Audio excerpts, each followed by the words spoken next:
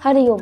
वात, पित्त या कफ जो भी है, आपको कैसा भोजन करना चाहिए, क्योंकि आपको पता ही होगा कि सभी लोगों की बॉडी अलग अलग टाइप की होती है।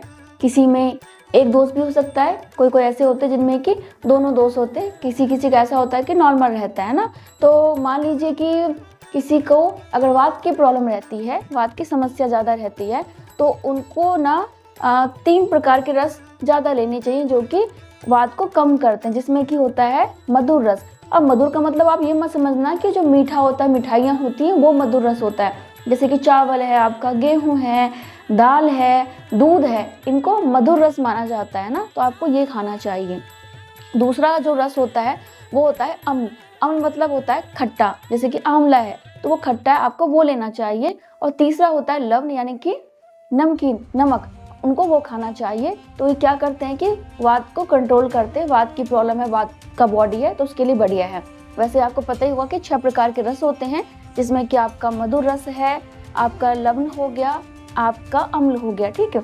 इसके अलावा होता है तीखा और कटु, यानी कि आपका कड़वा, और आपका छठा होता है कसेला, जिसको कि कसाई बोलते हैं। अब देखो, अगर किसी को कफ की प्रॉब्लम रहती है तो उनको कौन सा रस लेना चाहिए? उनको ज़्यादा तीखा, कसेला और लेना चाहिए कड़वा। कड़वा आपको पता है क्या होता है, जैसे करेला।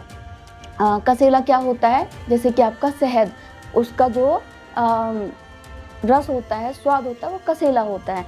और आपका जो तीखा, आपको पता ही है, हरी मिर्च है, वो तीखी है, तो उनको वो चीज़ें ज़्यादा लेनी चाहिए, जिससे कि उनका कफ बैलेंस हो।